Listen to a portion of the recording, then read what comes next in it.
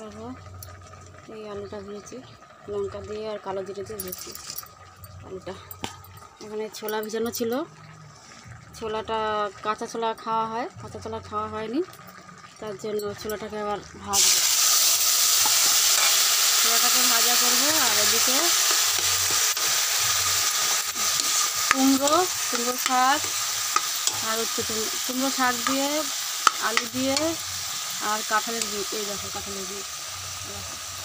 কাঁঠালের বীজ দিয়ে একটা তরকারি করছি, ডালও দিয়েছি।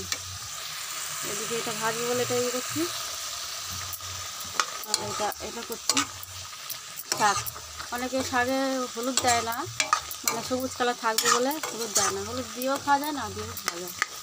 তো ডাল দিয়ে কাঁঠালের বীজ দিয়ে একটা তরকারি হয়েছে, আর একটা তরকারি এই যে এটা হচ্ছে টমেটো দিয়ে ডাল করেছি।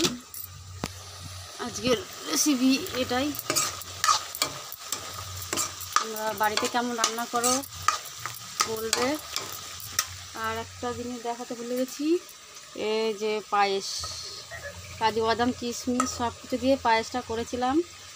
তা রাতের বেলা কালকে ছেলেটার জন্মদিন আছে, রাতের বেলা বানিয়েছিলাম পায়েস আর মাংস করেছিলাম, খায়নি, অল্প খেয়েছে আর হয়ে গেছে।